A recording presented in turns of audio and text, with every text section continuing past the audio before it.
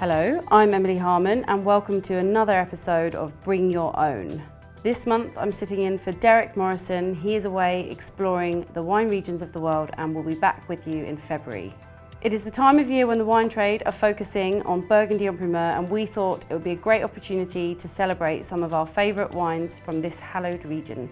Joining us today are Toby Herbertson, fine wine buyer of Goedhuis Co, Ella Lister, founder of Wine Lister, and the extremely talented Burgundian vigneron Benjamin Leroux. This episode is brought to you by Goedhuis Co, winner of International Wine Challenge and Decanters Awards for Best Burgundy Specialist of the Year in 2018. Find out more at www.goedhuis.com and follow them on Instagram, Twitter and Facebook at Goedhuis, which is spelt Goedhuis. A special thanks to Wiltons restaurant for providing the beautiful space in their private dining room. You can find them online at www.wiltons.co.uk. Welcome everybody. We're here at Wiltons today tasting some Burgundy 2017. Let's go around the table and introduce ourselves. Hello, I'm Benjamin Leroux. It's a good thing. I'm coming from Burgundy and Burgundy growers. And happy to be here for Burgundy Week.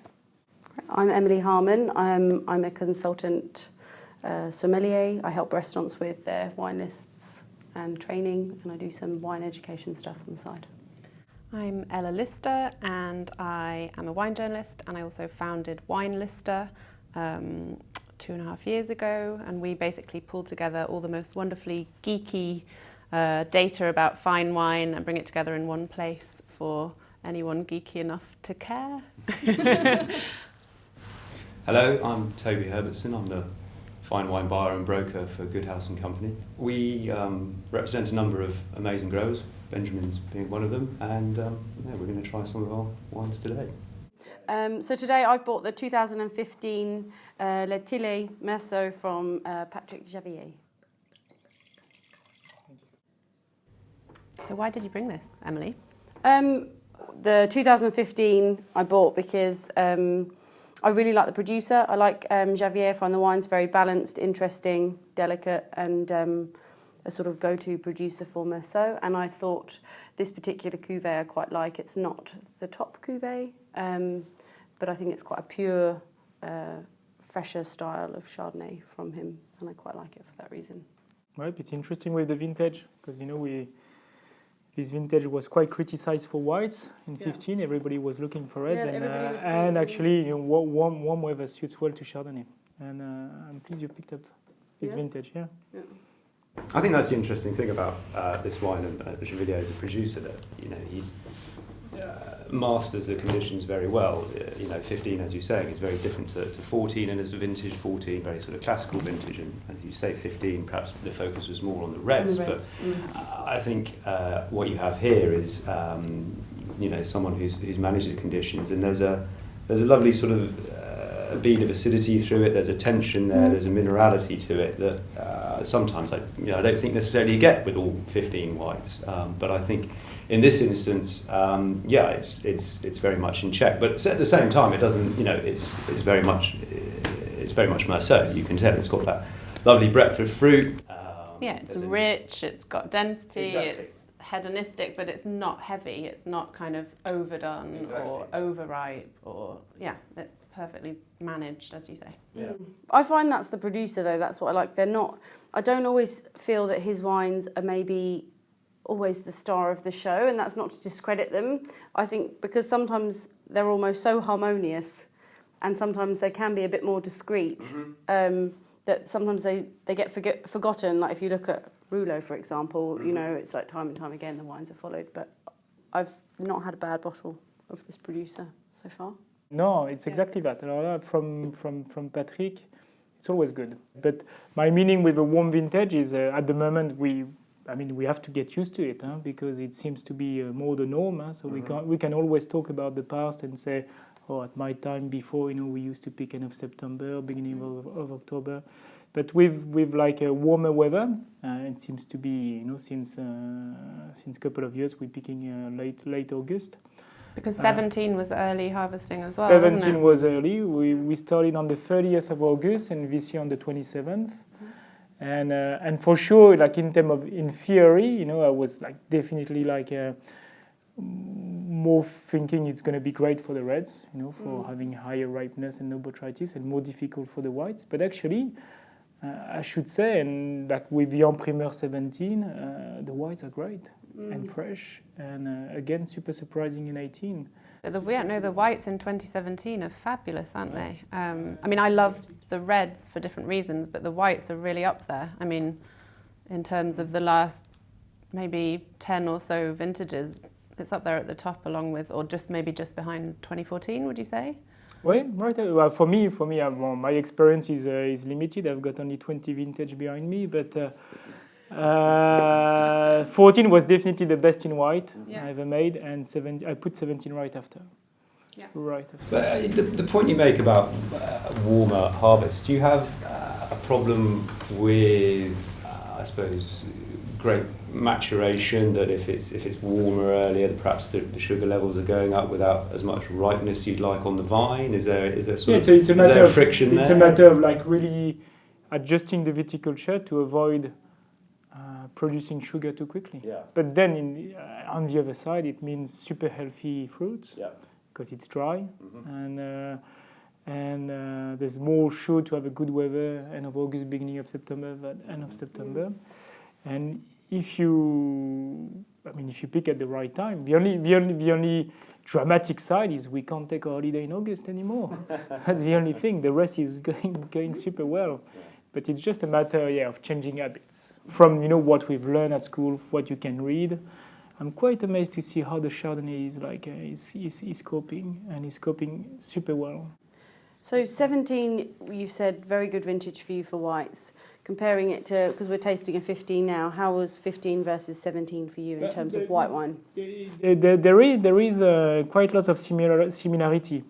In 15, we definitely have a lack of water in July and August, and we're expecting a storm early September.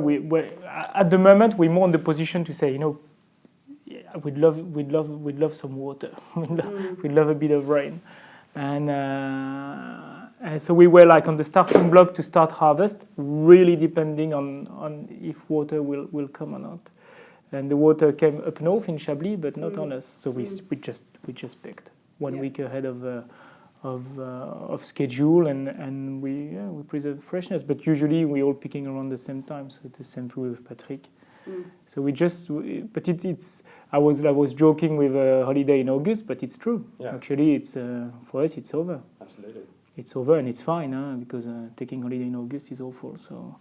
That's all good. Well, it's definitely not the most economic choice. No. So it's a different way. But I really love the way, because we producing sugar, but we're not losing the acidity. Yeah. And the tartric acidity base is still high. So 15 and 17 still picking earlier than what you were used to before. What was your overall view on the differences, for example? Well, between 15 and 17. I think in 15, maybe sometimes they are richer than the 17. The 17 are definitely more linear, more crispy. The base of tartric is higher. It's the different. It's hard to compare two good vintages because I don't want to say that one. I said 17 was the best after 14, so. But because I like acidity, I like the feeling of the acidity. I like the minerality. So probably 17 is expressing more the mineral than 15, but 15 is expressing more like the richness of the fruit, especially with Meursault. But we had the same case with 09. 09 when we've done the Primeur, people were coming for the reds, for the whites. Most of the comment were it's too ripe, it won't age. I love 09 today. They're reaching the 10 years, but they're still fresh. I didn't have much premix on 09 from all the wine I've tasted. When other vintages will look, tight and fresher, had some issue. So I really trust on Chardonnay needs to be ripe. It's not a question of greenness, and we shouldn't confuse between minerality and freshness and just pure acidity. And what about for you, Ella, then? What your experience of the two different vintages? The 15 is obviously a hotter vintage, and so what Ben was saying at the beginning about it being quite impressive, that actually this wine, you wouldn't necessarily say, oh, but it's from a hot vintage, it's heavy, it's kind of overdone. It's not at all. It's linear and it's fresh, and it's still got that minerality that you'd hope for from a great Meursault, whilst embracing the richness that all that sunshine in 2015 has brought to the wine. And 17, 17 is a white vintage. I mean, a lot of people are saying that in 2017 the whites are better than the reds, which are delicious, so that's saying something. Toby, any thoughts on 2017 whites? From what I've tasted, I'm very, very impressed. There's a purity of fruit that you're always looking for. I think the individual appellations have really expressed themselves. I think there is not only a clear delineation between those, but also between the individual vineyards, and they've been. I think it would have come across that the vintage has allowed the vignerons to let the vineyard do the work, and the grapes have come on and harvested, and the fruit's been of such high quality that that it hasn't required perhaps as much work and manipulation, as in other vintages. And there's a real clear characteristic to the wines, freshness to them. There's an acidity, there's a tension in them. I think there's the fruit concentration. They are tasting them now as a pleasure, but I think it's going to be one of these vintages that people will come back to as a benchmark vintage for whites. I was quite impressed with the tasting today, actually, about how well the wines were showing, because often they can be a little bit all over the place when you're dealing with tank samples. And I overheard a colleague of yours saying that I think some of the samples only arrived last night or something. So there was only a few wines, I think maybe 2 out of maybe 40 I tried that I thought were okay, maybe not showing so well, but the rest were very, very pure. I think absolutely right. These samples are, they've been drawn off, and they are as they are. But I think it's testament to the quality of the vintage of how well they are showing. So.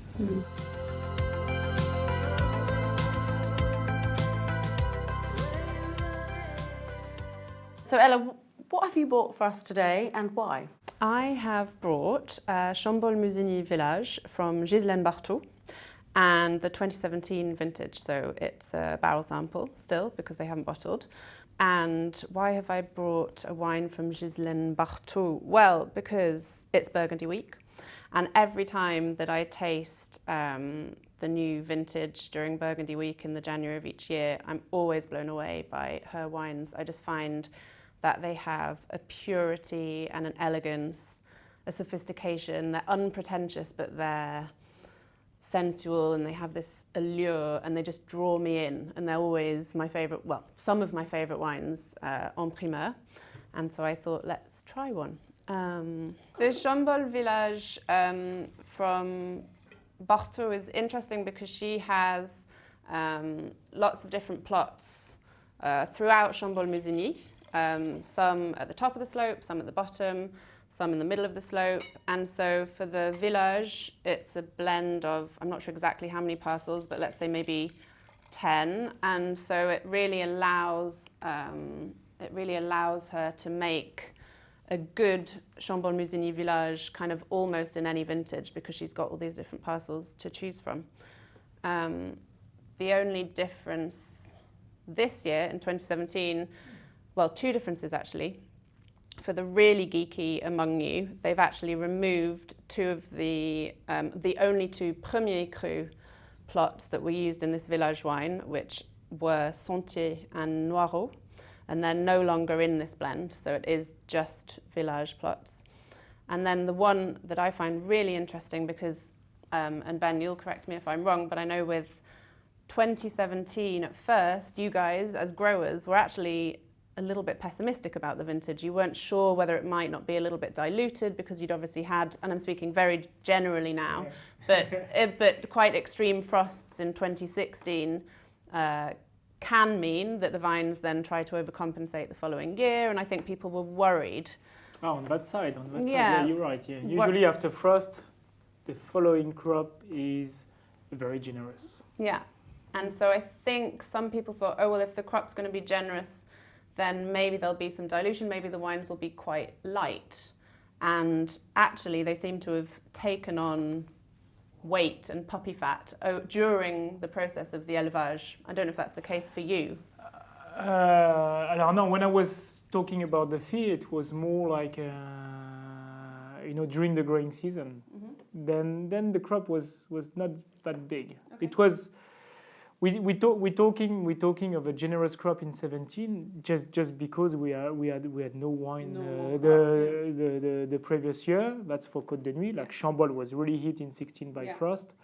For the Côte de Beaune, so where I'm mostly working, 10 was a small one, 12, 13, 14, 16. Mm-hmm. So we were getting very used to have like tiny crops, like a cellar with.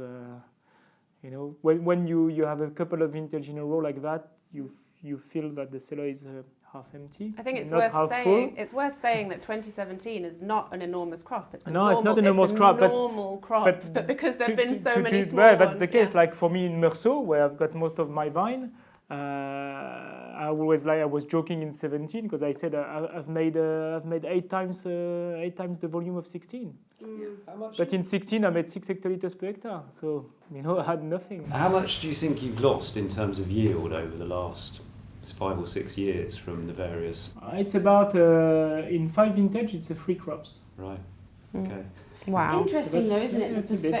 The perspective of what is a normal crop, or what is the right amount of grapes that we're supposed to have. So do you think, just one question on, just going back on what Ella said before, which is to you, Ben, is everybody was a little bit pessimistic, you said, or a little bit unsure on, okay, we're going to end up with too many grapes. Do you think any growers did anything differently in their vineyards to manage the amount of crop or not? Do you feel like it was No, more because waiting? naturally it was not that big. Of course, you always have, to go and maybe do a green harvest on some vines which are too many bunches, but there were not that many. Okay. There were not that many. I think people were surprised that there wasn't as much overcompensation. No. We thought it will be bigger, but the flowering was not 100%. Mm-hmm. And then in the end, it was just the crop which was needed, but not overcrop. And was there a difference, to go on another tangent, between the reaction of Pinot and Chardonnay to the previous year's frosts, or did they both produce about the same amount? The whites it's not a big crop in white. Huh? No. In white we're doing as an average, so that's including the Bourgogne générique, Océ du Reste, Saint-Romain. We're doing 48 hectoliters per hectare, which is good. Yeah. But we're allowed to 58. And in red?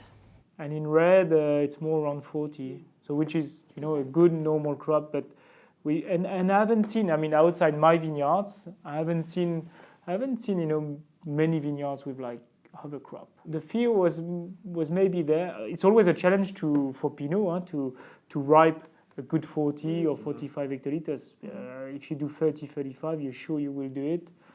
At 40, 45, you need to have the perfect condition, the good weather. But I think the fears were unfounded anyway. So having tasted this morning and having tasted in Burgundy from barrel in late November and at some of the bigger tastings in London as well last year, I haven't found the reds to be at all diluted or light. So it clearly wasn't a problem. But what was interesting, that Clément Boyau, so Ghislaine's son, was telling me just this morning about the 2017, their 2017 wines, was that usually they would take them off the lees around August last year, and actually they decided for the first time they've ever done this to leave the wine in contact with the lees, so they're still in contact with the lees now, to add maybe that extra density that they felt was a tiny bit lacking, and he thinks that's been a really successful. And on top of that, the lees are good. Yeah. 17 So I mean, you have the quality of the wine, but how do you? Because we see the quality of the vintage before you on the market. It's a vintage which was, let's say, easy making because it makes by itself. Everything was there, and in terms of aging, it's going smoothly on its own. No racking. We haven't done any racking. Also, before bottling, I was saying that's the first time I'm away during a bottling, but the wines, you're racking them, you put them in tank, they're good. You know, they don't shut down, they're showing. And it's not an easy exercise to send sample, barrel sample, tank sample to away in UK and UA. It's always like the first tasting for me is like, whoa, you know, is it all right? Has it traveled? I'm pretty sure with the 17, and that's the good example. Yeah. This wines, I mean, doesn't show any stress. And just to go back great. Just to go back to this wine then, Toby, what do you think of this wine? You tasted quite a few reds today as well. Tasted a number of reds this morning. I think this is a lovely wine. I think the first thing that you notice is it's just got a beautiful perfume on the nose, very high tone, lovely red fruits there, a lot of strawberry, you know, sort of wild strawberries there. And then on the palate, it follows through again. There's a lovely tension to it. The fruit is well rounded and general. I mean, it's okay, you say it's a generic village, but Ghislaine Barthod makes some pretty special village wine. But I think it's a really good example of the vintage. It, you know, what you sort of look at, and particularly I think outside of Grand Cru or the better Premier Cru levels, is you look for the component parts, and this has a lovely weight of fruit. It has a freshness to it. The tannins are ripe but unobtrusive. It's a very pleasurable glass of wine, and it's very Chambolle. Yeah, exactly. I mean, again, there's a prettiness to it. So yeah, it comes back to what we're saying about the various appellations really being able to express themselves. And you were saying earlier with regard to the whites that it was a vintage where the wines were quite transparent, so you can kind of read through them to the terroir beneath, and I think that goes just as much for the reds. And I actually think 2017 is a great vintage for anyone who wants to really get to know Burgundy and all its different appellations and different terroirs and understand what the terroir is bringing to the wine, because like you said, you didn't have to do a lot of wine making in this vintage in terms of... It's a good thing because I'm not a winemaker. Exactly. Well, there you go. But and you're right, and that's the case from Bourgogne, so from the basic generic wine to the Grand Cru.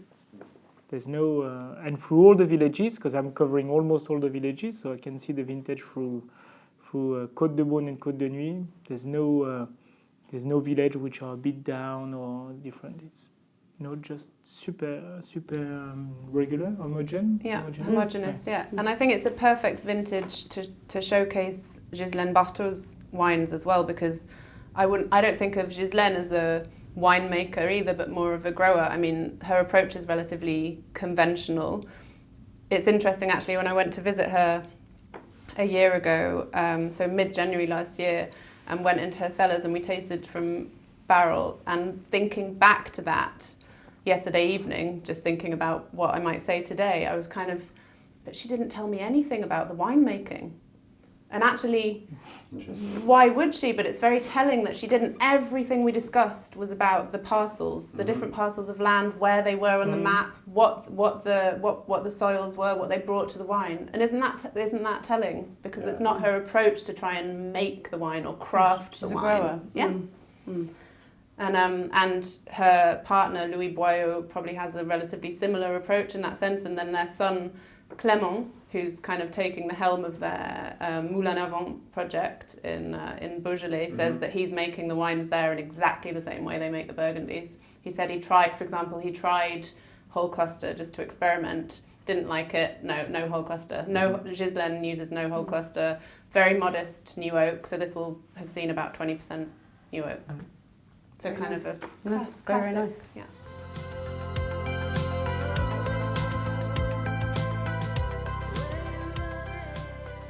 So Benjamin, what have you bought for us? What are we tasting and why? I bought a pretty special wine because first it's a very limited production, and it's coming from an area where usually people don't think about this village. So it's a Vougeot, Vougeot village. The name of the vineyard is called Clos du village. So easy to remember. And in Vougeot, so Vougeot is really known for the Clos Vougeot. The Vougeot appellation is one of the smallest as a village area. It's a bit more than 70 hectares. And most of it is the Clos Vougeot, of course, 52 hectares. You have a couple of Premier Cru around, which are 15, 17 hectares, and 3.2 hectares of village, with a bit of whites and a bit of reds. So this wine, we're producing only 600 bottles. Beside my vineyards, I'm also a negociant, and I'm purchasing fruit. And I was looking for some Clos Vougeot. But like it happens sometimes, when you do deal, they're trying to include other fruits in a package. It's very rare to be able to deal Grand Cru on its own. The Clos Vougeot were looking so good, I said, okay, I'll take the Vougeot village, but like really thinking what I'm gonna do with this wine after, because I was not especially needing another label. And so that was back in 2011. Anyway, picked up the grapes, they were looking good, make the wine, and by making the wine, I said, whoa, actually there's something here that I was not thinking that we could get in this area. And the first year, loved the wine. I loved it so much that actually we decided of not selling it and keeping it for us, because at the beginning I thought that it might be only a 1 year, and the following year I'll be able to deal without the Vougeot village. But carrying on with the aging, I loved it more and more, and ending up by keeping the same amount of Clos Vougeot, but wanting more of the Vougeot, because it's such a lovely wine, and every year it's making an amazing wine with very good regularity, lots of fruit, very distinguished in terms of appellation. And so I've been keeping the two first vintages, not selling it. And actually one day I was not at the winery, and my assistant done the tasting for Goedhuis that morning, and he let them taste the Vougeot, which usually it's the wine that no one was tasting, and it happened that they really liked it.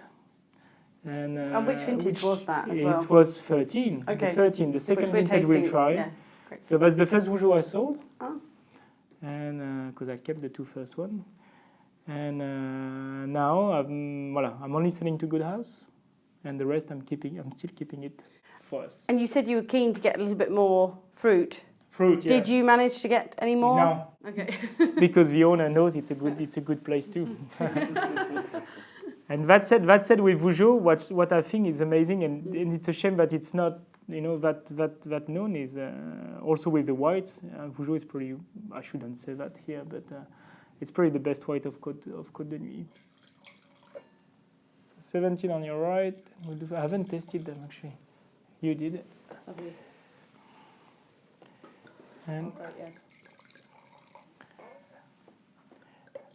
And 13, I'm even a bit ashamed of the label of the 13, because as we were not prepared to sell this wine, we haven't printed the label. So we made them on the printer.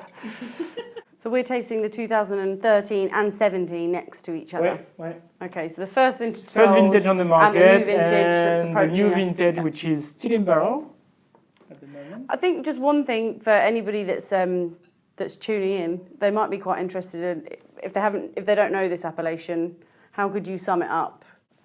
For me, it's an explosion of fruit, always, but very pure. But it's a super generous wine, without being light, because you have of course the spiciness of Côte de Nuit. It's a village wine. In Burgundy we have a very bad habit. We're always saying this vineyard is next to. Yes. So this one is next to Clos Vougeot, but we're really alongside the wall, and the situation is, and it's village, no pretension of doing Grand Cru, but it's a very well located village with but every year we were talking of the vintage with 17, saying every appellation has got its focus, but this appellation actually since I'm making it, so from 2011 to 2018, we had different vintages. It's always producing the same style of wine with like this very generous fruit, spicy, and in a way, this appellation is going over the vintage. It's a really strong one. How have you found this wine to sell? Quite easy to sell, to be honest with you. Yeah, I mean, it's. I think above and beyond the fact that it's Clos de Village Vougeot, but it's a lovely story. We were very fortunate to come across it when we did and taste it. It's apart from anything else, it's as we'll find out, it's a delicious wine to taste. But yeah, it's people. I think it's as good an introduction, or perhaps more than an introduction. It's a very good example of Vougeot as an appellation. You can pick out the characteristics there, and yeah, people have really gone for it. So. When we're in the cellar and I sometimes do like a blind tasting at the end, and I always say but now it's going to be recorded, but. If there's a blind tasting and I'm starting to bet something, and if I'm saying the one who found the wine, I give him a 12 bottle of the same wine, and usually you can get through. They go in Côte de Beaune, Côte de Nuit, you help you at Côte de Nuit, and every village will go through, but everybody forgot Vougeot. So anybody visiting you in the next few months should be prepared. No, I'm going to change the game now. No, but it's just bursting with energy and juiciness. I mean, the 17 reds are very juicy and vivacious and kind of scintillating, but this really is a perfect example of that. And you can see it carried through back to the 2013 as well, that same juiciness. It's very Moorish. It just makes you want to have another big gulp. And very different vintage, because 13 was the last late one. Yeah, well, you presumably picked about a month later in 13. A month later, and so cooler weather, but the ripeness are pretty similar.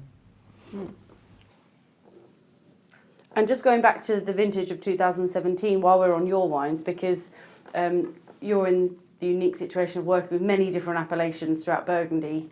I don't know how many in total. It's a couple of dozen. It's quite a few. A bit more than 50. Yeah.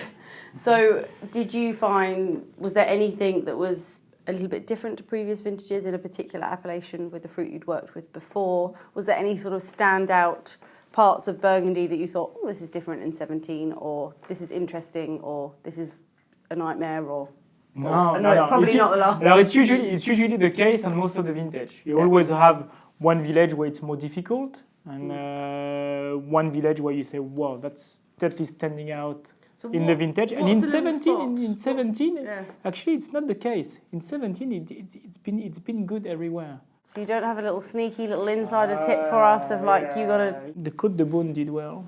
I like the Volnay Pommard and Corton. Corton. It's been difficult in Corton for a couple of years. The 17 Corton is. And I've been lucky enough to be part of like some great tasting with lots of old vintages, and Volnay is usually standing out in the top 3. One of the Volnay, and it's exactly what I'm looking in 17. Suddenly you have Volnay to the top.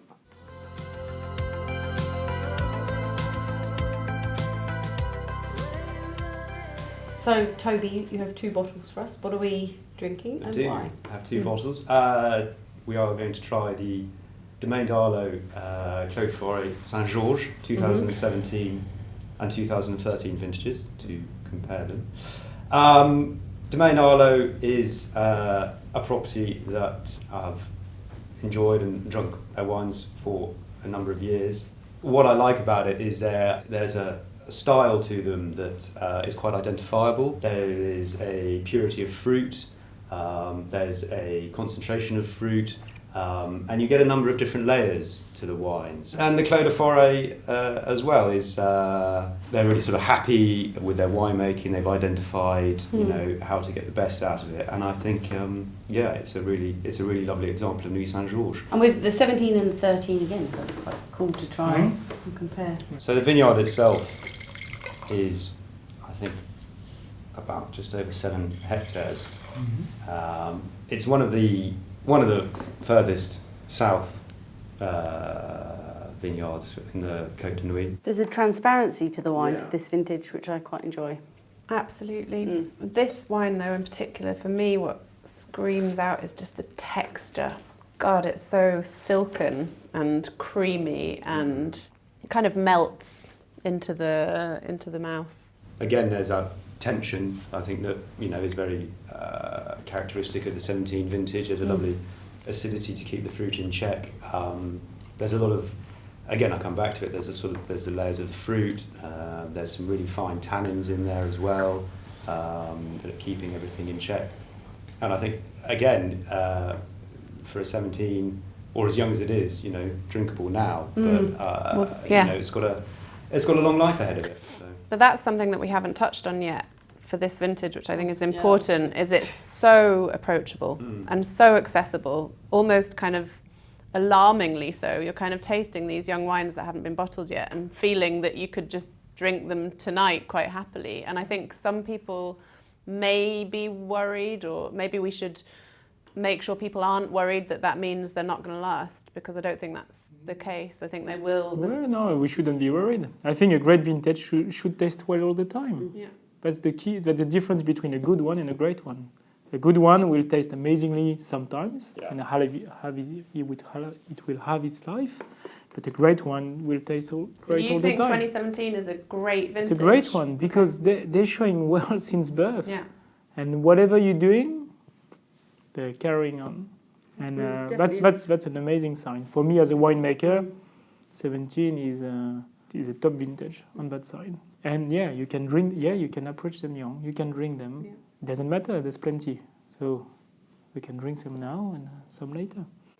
And for the people, I mean, I guess you probably asked this quite a lot, Toby, as well, about longevity for those who are buying to store the wines. Mm-hmm. Any predictions, any thoughts? On the 17s, if I was to say anything, is just try and keep your hands off them. I think, the hallmark for me of a great vintage is it's the balance, and that's what almost sort of betrays the wine, because it's, if you have to wait for a wine, if you have to wait perhaps for the tannins to soften down a little bit, integrate, if you have to wait for perhaps the acidity to soften a little bit, it's no hardship to leave that in the cellar for a little bit. Wines such as this, they're approachable now, but they have the component parts. They're gonna. I think from tasting now, obviously it's early, but you'd think that they would run concurrently, and they will. It's only going to get better. They're accessible now. Yeah. It's a very good to great vintage, depending on your perspective. I've spoken to some people who describe it not as a legendary vintage or a great vintage, but just a very good vintage. So anyway, we all agree they're wonderful wines. But there's more of them than there has been for the last few years.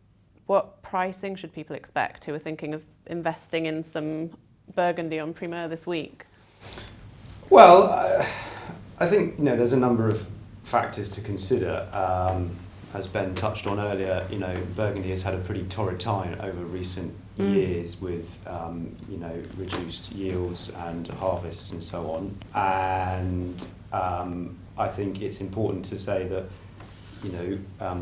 Burgundy producers have worked very hard to be reasonable, but at the same time, we understand that producers, it needs to be viable. So even though the crops might be higher, it doesn't mean necessarily the prices will be cheaper. No, I think that's the point. That there is a deficit to make up, certainly, and the price increases that there have been, that we have seen over the years, have been very reasonable, and certainly under the circumstances have been totally understandable. And the demand is there. So actually, I don't know how much exactly price increases from the grower have been over the last few years, but in the secondary market, they've certainly gone up even more than that. So it's justified any price increases there have been. I mean, over 5 or 6 years, the top wines from Burgundy have doubled in price on the secondary market. I mean, obviously there are mitigating factors in the economy and so on and so forth, but I mean, the bottom line is that, as the number of drinkers globally expands and grows, and as new markets expand and grows, and also as those markets mature. So, perhaps maybe a decade or so ago, Hong Kong and Asia was very much focused on a number of Bordeaux wines. Now their interests have dissipated and spread out, and they're discovering, you know, other areas, and so it follows that pressure on supply will come from that. I mean, Burgundy's undoubtedly the hottest property right now for collectors. We, at Wine Lister, we did some research recently for one of our regional studies, and we looked into the online searches for the different top wine regions, and Burgundy's search rank has gone up 25% over the last year. So it's 25% more searched for, the top wines, than they were before, whereas Bordeaux stayed flat. So Burgundy just keeps on, the demand keeps on growing. And while that's the case, you know, there's absolutely no reason why prices should go down just because a normal crop's taken place. But Ben, what do you think from a producer's point of view, who is more in contact with the people you're selling to? So you deal with a number of importers throughout the world. Do you think your customer base has maybe changed over years? Are your wines going to more private customers, or are they still in restaurants? I know that it's both, actually. It's just first Burgundy is a small region, and then today we've been talking about Meursault, Nuit Saint-Georges, my little Vougeot, Chambolle, Musigny, but names which are known. Yeah. But there's still some appellation that for the moment the market doesn't look at them because such as La Doua-Sérigny, Centenay. Blany, I'm producing Blany now, so I'm well aware of it. Chassagne Rouge, for example. And there's great producer there, and there's very good wine there. And I think, some of the wine might escape some market, and I don't think yours, but some of the market where it's getting too expensive. But there's also other wine which gonna make the entry onto those markets. So I think definitely the lesser known appellations are coming up more and more, particularly in restaurants, because you can offer things by the glass. Exactly. That's why it's not only going to private client. It's also, I think, with the restaurant, it's still working well, and you can still make wine at affordable price. And I'm well aware of it because I'm producing, but I'm also a consumer. So I see both sides. I'm making wine because I'm a wine lover. So, I'm not drinking. I don't want to drink my wine at home, so I'm buying. And I'm trying to make a consistent seller, and from all over the world. And there's a point where it's too expensive. But this is, if you're looking at Grand Cru, it's 1.7 of the production. Yeah. And if you're looking at the Domaine world wine, it can only increase. So with the Grand Cru, don't think about a decrease. I think, same thing for me on the fact I'm purchasing fruit, price are still going up. So I don't see it going down. I mean, there's a lot of other costs behind. It's not just what the production was that year. It's land prices are going up and up with every new acquisition. Going together. And the number of people who wants to buy Grand Cru land in Burgundy is way bigger than the offers. So we all agree we're really impressed with 2017. Any thoughts on or comments on what's to come in Burgundy maybe, or how the vintage is going to go, or maybe Ben, you might want to comment on 2018, any final thoughts on Burgundy and what's coming? They've had a pretty torrid time of it over recent vintages. Happily, 17 is in the right direction. 18, I think, is better than average. Another good crop. Another good crop, and good quality as well, which is very good news. I think that the secondary market is in rude health. As Ella touched upon, demand and interest in Burgundy shows no sign of going away. So I think it's a pretty positive outlook. Yeah, no, I would concur with everything Toby says. I think people keep saying, but it must be a bubble. But it has to come to this demand and these prices can't continue skyrocketing. But all the fundamentals are there for that to remain the case, at least for the short to medium term. I just don't see why it would suddenly collapse inwards. There's so much demand for top wines from a region that is not expanding. I mean, the appellations are delineated, so that's that. And all the statistics that we've been analysing point to that continuing, at least for the time being. And you know, it's not just about the demand or the prices. Like when we were looking at our quality scores for Burgundy's top wines compared to other regions, they're coming out top. Like they're getting the highest scores from our partner critics.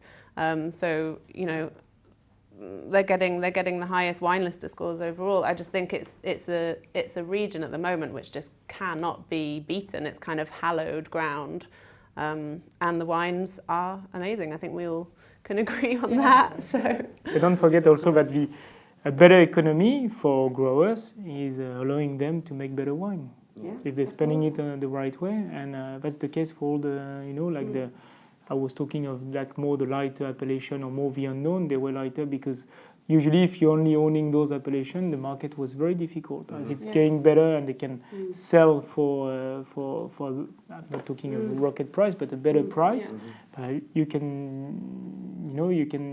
stop using herbicide and you'll plow your vines yourself, spend more time in the vineyards, then the quality will improve. And it's what happened in the past in Volnay, Pommard, Chambolle, and it's happening now to the other one. So the fact the price going higher doesn't make especially the grower richer. It's just making the quality better. Yeah. Well, thank you all for bringing such delicious wines. It's nice to hear what you all think about the vintage, and I'm super excited to try more 2017 Burgundy. yeah, bring on Burgundy. Yes. Yeah, thank you. Cheers. Cheers. Cheers. Cheers. Cheers.